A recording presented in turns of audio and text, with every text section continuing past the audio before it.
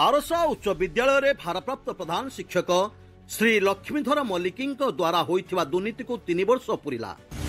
केते बाट गला तदंत। 22 नवेम्बर 2022 रु आरटीआई तथ्य आसीबा परे जिला प्रशासन 4 जन एडीओ श्री मायाधर साहू, दीपक पाढ़ी, बालेश्वर एडीओ श्री पवित्र मोहन बारिक, श्री प्रणय नायक को तदंत भार देइथिले और समय क्रमे अभियुक्त सार को सस्पेंड करा जायथिला।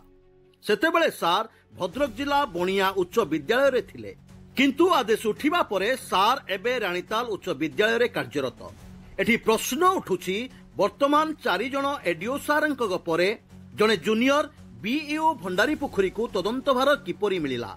जदि मिलिला सारंकु समाधान पई कहिथिला किए? जदि समाधान हेबो ताहा कहा आदेश रे हेबो ता स्पष्ट करिनाहांती भंडारी पोखरी बीओ। सार खाली शिक्षा विभाग रे एमिति हुए सेमिति हुए कहानी कहि चलिचंती, किंतु वास्तव विषय उपरकू आसु नाहांती।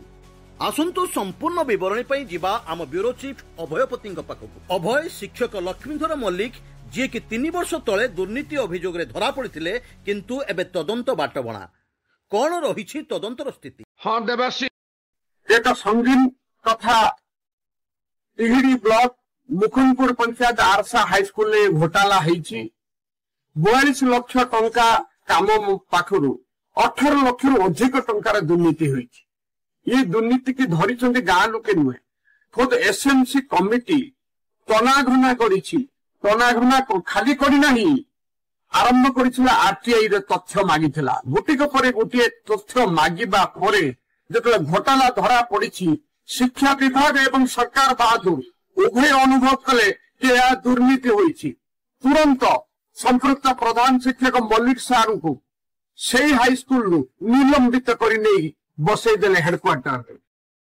अभय एही दुर्नीतिर जे लंबा चिठा आपण प्रस्तुत करिसंती, एहा केउठी आरंभ होईछि ओ एहा केउठी शेष हेउछि? पूरा स्कूल मध्य तारिणी नर्सरी रु से गछ किना जाइछि। तिहिड़ी बजार तारिणी नर्सरी सेमति किछि नै, गुटे महावीर अछि गुटे उत्कल अछि। ए दुईटी नर्सरी को जें गाँ लोके स्कूल कमिटी पचारले आपनक पाखरु जाइछि ना आम पाखरु किछि जाय गछ किना जाई। तारिणी नर्सरी खुजी खुजी गाँ लोके नयांत होइले। खाली सेतिक नुह, भगवती मार्बल टाइल दुकान तिहिड़ी बजार रही जहाँकि बसंत नायक बोली जड़े लोक तांको पचरा गला ये जो बिल है बिल टा तुम दुकान ना? हाँ ये बिल तो मो दुकान कि मो दस्खत नुह कि टाइल जो कंपनी से टाइल मो दुकान नहीं कि मो दुकान किना जाइनी। ये गला 2 नंबर। 3 नंबर है तारिणी इलेक्ट्रिक ता पाखरु किना जाइछि विभिन्न सरंजाम लगा जाइछि बोली हाईस्कूल मध्य से विद्युत सरंजाम से दुकान किना जाए। बिल देखला से मालिक कहूँ मोर माँ तारिणी इलेक्ट्रिक बोली तिहिड़ी रे नाही। ये गला तृतीय। चतुर्थ शुणिले आउरी हिसाब नेबे। दास फर्निचर गुटे रही, दास फर्निचर को 199 नंबर भाउचर रे किना जाइछि एक फ्रिज। से मालिक कहूँ ये 199 नंबर भाउचर नकली बिल तैयारी करके आनिछंती। से 199 नंबर भाउचर रे मोर मु फ्रिज बिकिछि, जहाँ को फ्रिज बिकिछि से होती राणीताल जड़े लोक को, किंतु मो दुकान ये 100 पड़ी फैन किना जाइछि बोली हेडे पड़ी नकली एवं जाल। खाली से कथा नुहे, बसंत महापात्र बोली गोटे तेजराती दुकान, से तेजराती दुकान 42,500 टंकार चाउल, तेल, गहम, अटा ये जो सरंजाम तेजराती सौदा किना जाइछि सी भी नकली बोली सी भी कहूँ मो दुकान रू टंका 42 पैसा किना जाई नहीं, ये भी नकली। मु ताको पचारि जो माने किनिचंदी ये सब गोटाक परे गोटे भाउचर नकली करा जाइछि। बापा टिम्बर बोली गोटे काठ दुकान, से काठ दुकान रू जाइछि काठ सी भी नकली। से टिम्बर मालिक बहुत जो काठ दुकानी मु तो जीएसटी लगे काठ बिकुछि, ये तो जो नकली बिल है जीएसटी लगी नहीं। तेणु ये देखे कपिलेन्द्र नायक शुणिले कपिलेन्द्र नायक गोटे बोलेरो मालिक ताको पड़ी जे ता ऑटो रे भद्रक को आरसा हाईस्कूल पिला नबा आनिबार 800 टंका खर्च होती से बिल पड़ी। कपिलेन्द्र नायक कहते मोर तो बोलेरो हूँ 10 वर्ष तलू बोलेरो मालिक मु ऑटो कौटू आनिली मोर डाला ऑटो गुटे अच्छी काठ फाट बोलिया ये जो गोटाए पर गोटाए दुर्नीति ତାର ଚିଠା ଆହୁରି ଅନେକ। ଅଭୟ ଯଦି ଜଣେ ଶିକ୍ଷକ ରାଜନୀତିରେ ଲିପ୍ତ ରହି କିଛି ବାହୁବଳୀଙ୍କ ଛତ୍ରଛାୟା ତଳେ ରହି ଏପରି ଦୁର୍ନୀତି କରେ, ସମାଜ ଉପରେ ଏହା କିପରି ପ୍ରଭାବ ପଡ଼ିବ? ଏ ଆରସା ହାଇସ୍କୁଲର ଶିକ୍ଷକ ଲକ୍ଷ୍ମୀଧର ବାବୁ ସେ କଣ କରିଛନ୍ତି, ପାଖରେ 2-3 ଜଣ ନେତାଙ୍କୁ ଧରିଛନ୍ତି, ଯୋଉମାନେ ତାଙ୍କୁ ଏ ଦୁର୍ନୀତିରେ ସହଯୋଗ କରିଛନ୍ତି, ସହୋଦର ସଖା ସହୋଦର ହୋଇଛନ୍ତି। ମିଳିମିଶି ଭଗତରେ ସେମାନେ କଣ କରିଛନ୍ତି ନା 18 ଲକ୍ଷ ଟଙ୍କା ଦୁର୍ନୀତି କରିଛନ୍ତି, ଯାହାକୁ 4,36,000 ଟଙ୍କା ସ୍କୁଲ କମିଟି ଧରିଛି। ସେ ସ୍କୁଲ କମିଟି ଧରିବା ପରେ ଆରଟିଆଇ ତଥ୍ୟରେ ଖାଲି ଧରି ନାହାନ୍ତି, ଆରଟିଆଇ ତଥ୍ୟରେ ଧରିଛନ୍ତି। ସେଇ ତଥ୍ୟରେ ଧରା ପଡିବା ପରେ ତାଙ୍କର ମୁଖା ଖୋଲି ଯାଇଛି, ତାଙ୍କୁ ସରକାର ନିଲମ୍ବିତ କଲେ ସେ ଶିକ୍ଷକଙ୍କୁ। ଅଭୟ, ଆମ ପାଖରେ ଯାହା ସୂଚନା ଅଛି ସ୍କୁଲ କମିଟି ଦ୍ୱାରା ଏକ ରିଜଲ୍ୟୁସନ ପ୍ରସ୍ତୁତ ହୋଇଥିଲା। ସେ ରିଜଲ୍ୟୁସନଟି କଣ ଥିଲା? ଏଇ ରିଜଲ୍ୟୁସନ ସ୍କୁଲ କମିଟି ମୋ କ୍ୟାମେରାମ୍ୟାନ କୁ କହୁଛି ସେ ଦେଖେଇବେ।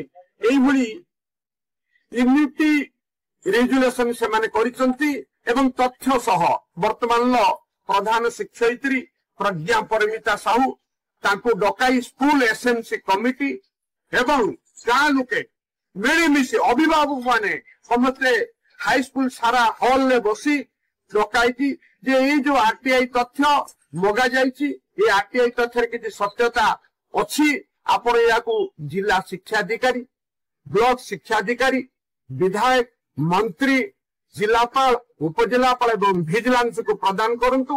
ଏହାର ତଦନ୍ତ ହଉ। ପାଖାପାଖି ଯୋଉ 4,36,000 ଟଙ୍କାର ଘୋଟାଲା ବର୍ତ୍ତମାନ ପୁରା ଲୋକଲୋଚନକୁ ଆସିଛି, ତାହାକୁ ସେଇ ଦୁର୍ନୀତିଖୋର ପ୍ରଧାନ ଶିକ୍ଷକ ଯିଏ ଏଠାରୁ ପଳେଇ ଯାଇଛନ୍ତି ନିଲମ୍ବିତ ହେଇକି ତାଙ୍କଠାରୁ ଆଦାୟ କରାଯାଉ। ସେଇଭଳି ଏକ ରେଜୁଲେସନ କରାଯାଇଛି, ଯେଉଁଥିରେ ଷ୍ଟାମ୍ପ ମାରିକି ନିଜେ ପ୍ରଧାନ ଶିକ୍ଷୟିତ୍ରୀ, ବର୍ତ୍ତମାନର ପ୍ରଧାନ ଶିକ୍ଷୟିତ୍ରୀ ଦସ୍ତଖତ କରିଛନ୍ତି ଏବଂ 8 ପୃଷ୍ଠା ସମ୍ବଳିତ ଏକ ରେଜୁଲେସନକୁ ସେମାନେ ସରକାରଙ୍କୁ ପ୍ରଦାନ କରିଛନ୍ତି। ଘଣ୍ଟା ଚକଟା ହେଲା, ଲକ୍ଷ୍ମୀଧର ବାବୁ ଥରହର ହେଲେ ଏବଂ ଜଣ ପରେ ଜଣେ ତଦନ୍ତକାରୀ ଅଧିକାରୀ ଆସିଲେ। ପୁରା ଭିଜିଲାନ୍ସ କ୍ଷେତ୍ରରେ ଭିଜିଲାନ୍ସକୁ ନଦେଲେ ବି ମଧ୍ୟ ଶିକ୍ଷା ବିଭାଗରୁ ଜଣକ ପରେ ଜଣେ ବ୍ଲକ ପିଓ, ଜିଲ୍ଲା ଶିକ୍ଷାଧିକାରୀ ଡିଓ ଏବଂ ଓପେପାରୁ ସମସ୍ତେ ବଡ ବଡ ଅଧିକାରୀ ଆସିକି ତଦନ୍ତ କରିବା ପରେ ଅଙ୍ଗେ ନିଭେଇଲେ ସେମାନେ ଯେ ଇଏ ଦୁର୍ନୀତିଖୋର ପ୍ରଧାନ ଶିକ୍ଷକ, ତେଣୁ ତାଙ୍କୁ ନିଲମ୍ବିତ କଲେ। 6 ମାସ ନିଲମ୍ବିତ କରି ରଖିବା ପରେ ଏବେ ତାଙ୍କୁ ରାଣୀତାଲ ହାଇସ୍କୁଲରେ ନେଇକି ଦାୟିତ୍ୱ ଦେଇଛନ୍ତି ପ୍ରଧାନ ଶିକ୍ଷକ ଭାବରେ। କିନ୍ତୁ ସେ ଯେଉଁଠି ଥାଆନ୍ତୁ, ଗାଁ ଲୋକେ ଏବଂ ଏସଏମସି କମିଟି ବର୍ତ୍ତମାନ ଦାବି କରିଛନ୍ତି 4,36,000 ଟଙ୍କା ସେଇ ପ୍ରଧାନ ଶିକ୍ଷକଙ୍କ ନିକଟରୁ ଆଦାୟ କରାଯାଉ, ଯାହାକି ସ୍କୁଲ ଫଣ୍ଡକୁ ଆସୁ ଓ ସରକାରୀ ଖାତାକୁ ଆସୁ। ଧନ୍ୟବାଦ ଅଭୟ। ଏ ଥିଲେ ଆମ ବ୍ୟୁରୋ ଚିଫ୍ ଅଭୟ କୁମାର ପତି, ଯିଏକି ଦୁର୍ନୀତି ବିଷୟରେ ସମ୍ପୂର୍ଣ୍ଣ ବିବରଣୀ ଦେଉଥିଲେ। ବ୍ୟୁରୋ ରିପୋର୍ଟ, ସ୍ୱତନ୍ତ୍ର ଓଡ଼ିଶା ଲାଇଭ୍।